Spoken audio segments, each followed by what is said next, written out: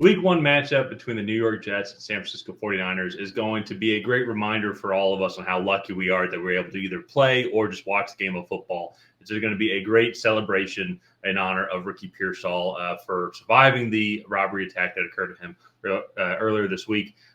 Great that he is healthy, great that he's out of the hospital, and he is the absolute badass, I will say, for getting shot, beating up the guy, shooting the guy, and then walking to the ambulance himself.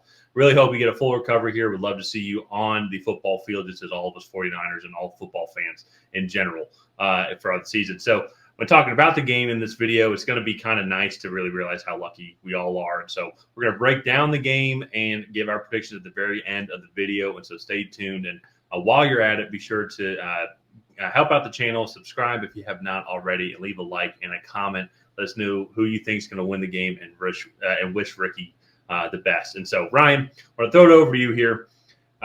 It's crazy talking about this game. Just one, because there's already so much hype coming into the game as well with Aaron Rodgers' first game back, and all the whole debacle with Brandon Ayuk and his contract situation throughout this whole offseason, which I think actually got decided, I think, the day or two before Pearsall's unfortunate incident. Or it's just actually not unfortunate. It's just a robbery. It's insane that happens here, but of course only in San Francisco it would happen. What kind of impact do you think that's going to have on the game, not having Pearsall do, but also to like kind of the Niners' motivations going into this Week 1 matchup? Yeah, I mean, kind of starting out with Aaron Rodgers' game back, I couldn't think of a worse opponent to try to be going up against, especially now with the added motivation of playing for Ricky Pearsall. I think this 49ers defense, there was a lot of turnover, but I think in some ways it was good turnover. Nick Bosa is still there, and they went out and added Leonard Floyd, Javon Hargraves. Well, they got him last year, and then Malik Collins. And that front four is going to be absolutely menacing. And I think you look at some of the problems that the Jets have been having, it all has centered really around that offensive line and just not being good enough, not being healthy, or a combination of the two. And I think this defense is going to provide so many problems for this Jets offense. So I think that's a really tough matchup. I will say, getting to the offensive side of the ball, they had two really big contract disputes. One was with Brandon Ayuk. The other is still going on with Trent Williams, who is currently holding out of camp. Their starting left tackle. So that will be interesting to see if that is resolved by this game. But from all reports, it sounds like he is very frustrated with the 49ers front office and how contract negotiations have gone, and that he is more than willing to sit out games if he is not compensated how he feels properly. So that will be another interesting storyline to kind of keep track of. But this 49ers team is still very talented, next man up mentality. They did have some struggles on that offensive line in the Super Bowl, and I think you go look at the Jets and kind of what they bring to the table. I think they're going to provide a similar threat to what the Kansas City Chiefs did in the Super Bowl with Chris Jones. You have Quinnen Williams on the other side, who's going to be wreaking havoc on the interior, and kind of going from there. They had Will McDonald. Looking at their depth chart now, they had Hassan Reddick, but it doesn't sound like he is going to be with the team either. He has also requested a trade. Jermaine Johnson had a really good year last year, and then Javon Kinlaw as well is also going to play pretty well. So all in all, I think this is going to be a really stout battle of the trenches, and I think whoever comes into this matchup with the better offensive line is going to have the best chance to win. Well, and I think that's going to be the biggest X factor here. We'll break down deeper here in a second, but let's kind of move on now and quickly just see like who the betting odds favorite is going into this game here. And if you do like to place a couple bucks on NFL games, NBA games, any games in general, check out the link down below in the description. BetUS has a bunch of great promotions going on right now for all their first-time players here. So check out the link down below, and you can see the odds that we're going to be looking at right now. And as of the recording of the video, the Niners are 3.5-point favorites with the over-under at 43.5.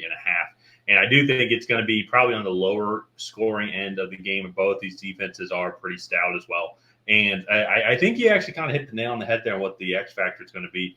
It is going to be the offensive line. If Trent Williams doesn't play, which I will say I actually did not know about. I did not know about that with the contract dispute with Trent Williams. Brandon Ayuk was the biggest one And so I'm sure they'll get that figured out come Monday night. They have an extra day to negotiate.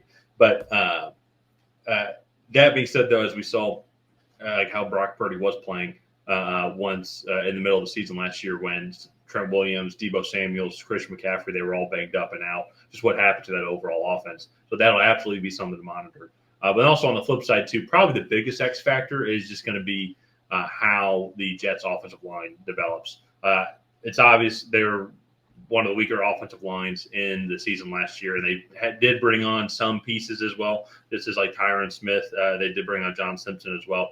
They do sell some other good pieces. I think Morgan Moses, too, also. I have to go back and double check. But they still have some good pieces. Like Joe Tippmann had a good rookie season last year. Elijah Vera Tucker is good when he can stay healthy. So just how are all these pieces going to mesh up together?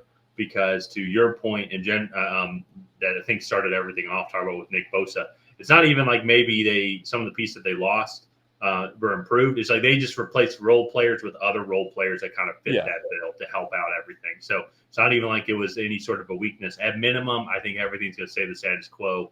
But to your point, maybe even there was some overall improvement, like getting a Leonard Floyd.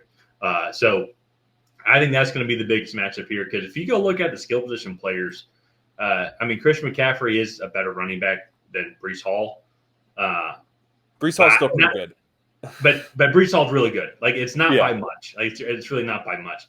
And I feel like we haven't really seen Garrett Wilson's full potential as well.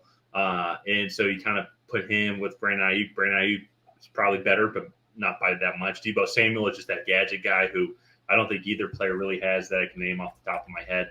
They did bring on Mike Williams from Los Angeles. The Jets brought in Mike Williams from the Chargers. So I have to see how he ends up doing and what value he ends up adding. I'm blanking on it right now. I'm trying to think the tight end position-wise significant. Yeah, I'm not blanking on it now. I'm looking at the depth chart. George Kittle, far and away better than anything the Jets have on the tight end spot.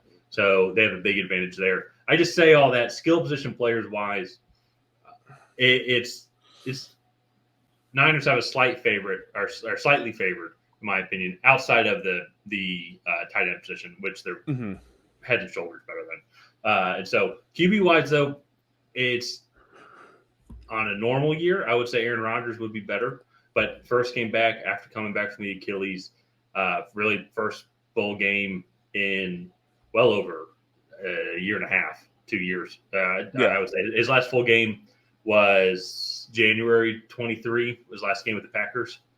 Yeah, I think very early on. And so he'll be coming back now over a year and a half later. How is he going to react? How is he going to just fully be? Is he going to fully trust that Achilles? He's had over almost a year now to heal it. So that just a lot of interesting things going to be coming on how this game is going to play out here.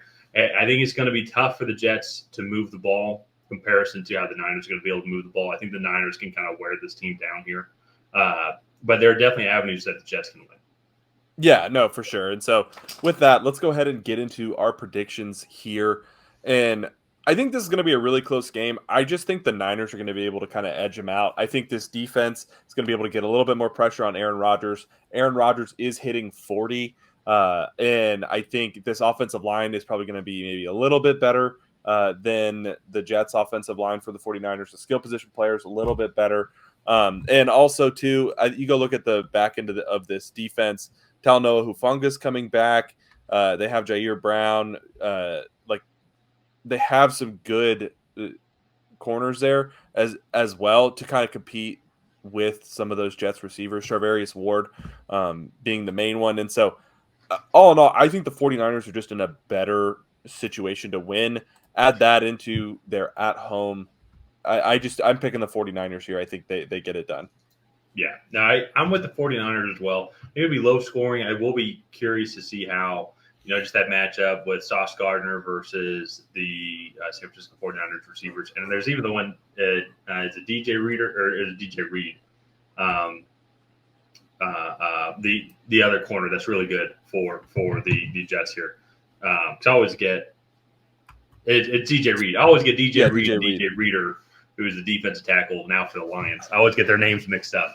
But that's going to be a fun matchup to watch, and I think the defensive lines for both teams are going to win more often than the offensive lines do, especially the two as well. About watch the developing story with Trent Williams. So, but I'm going to go with the Niners as well. I think it's going to be close, as you said, but I think it's going to be 23-20, just barely under that 43.5 under.